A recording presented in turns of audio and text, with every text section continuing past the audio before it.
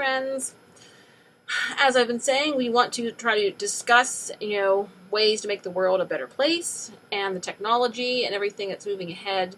And I saw something interesting in my email a week or so ago, and it was a message from the Amazon clinic.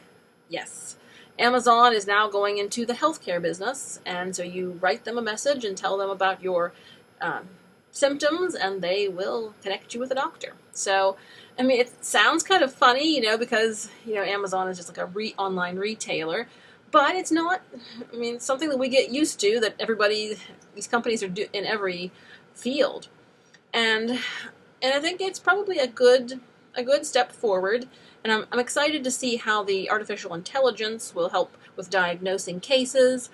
And, it seems like there's different people who have trouble getting diagnosed. It would probably diagnose them faster and more accurately. And I know we're still in the very early stages of that, but it's exciting, all the possibilities.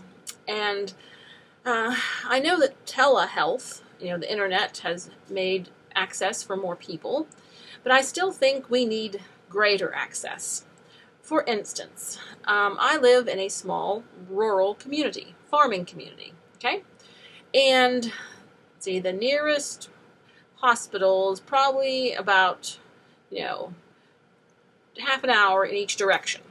And if someone has an accident, they get life flighted to Pittsburgh. And the point is that I think that, even in a small area, there should be the medical care people need. It should be there. They shouldn't have to travel 20, 30, 40, or 50 miles to get treatment. And I think that shows that we need to do better. We need to have, better facilities and more medical things available. So, because, when you have to go 20 miles to get help, I mean, that some with medical cases, sometimes a few minutes, it makes the difference. And I just feel that we need to work at more accessibility, especially for rural communities. And we also need to get away from the stigma and work on the anxiety that patients have. I think we need to make, testing simpler and less frightening for the patients, and obviously less expensive. And I think that will come as we progress in the medical field. But so these things are all in the infant stages, but it'll be exciting to see it spread. For instance, like I said, I know a lot of people are afraid of going to the doctors. They're afraid of tests, and they don't have money. Like I said, there's so many ways we can work on the healthcare system, making it affordable, making things not scary for patients as much as possible. For instance, now my dad, he was against doctors. I mean, he did go a couple times when he had his skin cancer, but he basically refused treatment. So he ended up dying from it. But that was his choice. He stuck with it to the end. And part of that, I think, is because of the fear he had of doctors. Just a fear. And imagine how many people don't get treatments because they're just scared. So we need to work on making treatments, tests less frightening and treatments less frightening. And I'm sure that's coming along. But there's definitely a lot of areas that can be worked on. And even for myself, I see these different testings available. Like a few years ago, I did an ancestry health screening, and I see 23andMe offering health screenings. And then, of course, you see, like everyone always advertises, oh, you're a certain age, you've got to get all these tests, colonoscopies and stuff. And I know some people probably are shy about things. And I would also see that there are such a thing. It's been around for several years. Some kind of test that you can take at home and then mail out the results. I think it's the colonoscopy tests, some kind of test like that. And I said, that's probably a way to encourage people who might be weary or afraid, because something they can do, and we could do this for different types of tests as well. Do little at-home things that people who are scared or shy or just don't have all the money and they would like to have a test or like to be reassured, and they want something simple. So I think we definitely need to open up piles of options for the people and make things accessible, not scary, not traumatic. And like something like that, if they do like an in-home testing and if they see they're fine, then they can be happy. And then, but then if there's a problem, then they can follow up on it, you know. So there's just these different opportunities. So it's interesting to see Amazon jumping on board the medical field, but I'm sure all hands on deck. We need everybody to pitch in and, like I said, make healthcare better, safer, easier, pleasanter. And also, I say you need things like I said, I'm the kind of person that does not swallow pills. So we also need to have medicines in multiple forms. There's no reason why they can't be. And I'm thankful that I have been able to get medicines in multiple forms. So, you know, there's all kind of little things that would make patients' lives easier and make them less afraid of doctors and more likely to get some care. So, guess we're all going to pull together on that. And I said, here is what I've seen from the Amazon clinic. It's kind of cool. Okay, here is what you see. Healthcare is a message away. Find treatment for common health concerns with Amazon Clinic. No visits or video calls needed.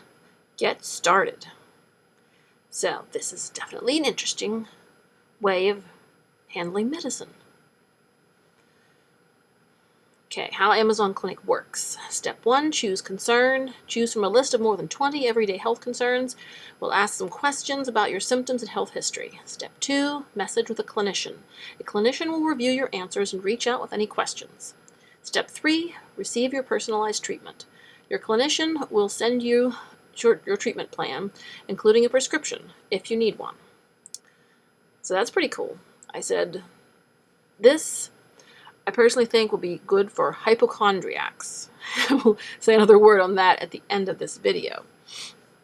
But this is a good step in the right direction for medicine. More accessibility is what we need. Okay, here you click on it, and here you get healthcare as a message away again. Unfortunately, it's hard to read all the fine print here. But there's the different steps. So you don't need an appointment, find a treatment, general health concerns, sinus infection, pink eye, cold sores, acid reflux, gout flares, seasonal allergies, quit smoking, motion sickness, COVID-19. Then we go into sexual health, erectile dysfunction, UTI, genital herpes, birth control, vaginal yeast infections. I mean, just think of how much money and time could be saved for small things that are really hard to, that are little and could be treated outside the office. I mean, like in like a telehealth, hey, skin and hair, eyelash, hair loss, things like that, high blood pressure, cholesterol. Skip the trip to the doctor's office. Get started anytime. Message with a clinician. Get personalized treatment. Available in 33 states. Okay, you're wondering, how does it work? How much does it cost? How do I choose an online clinic? Can I use my health insurance to pay for it? Can I use health insurance to pay for any medication that might be provided? Okay, skip the waiting room. Find a treatment. But yeah, so I think this is a good step forward technologically, and it's just advancement in medicine, help more people have access and save money for sure. This online step of healthcare is a positive. And see here, I always have trouble finding my way out of the screen capture software. All right. And just another final word about hypochondria. Someone like me, who is somewhat hypochondriac, here it says, hypochondria is a debilitating condition that extends far beyond a harmless obsession with health, okay? And hypochondriacs cost our healthcare industry billions.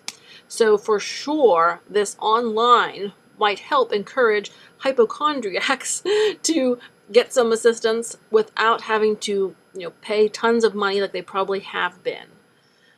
I know I've had weirdest symptoms over the years, and I just dealt with them, and they just went away eventually when I calmed down. So, I mean, this is a good step in the right direction for treating hypochondriacs.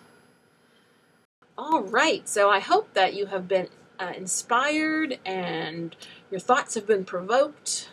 And this is our think tank here.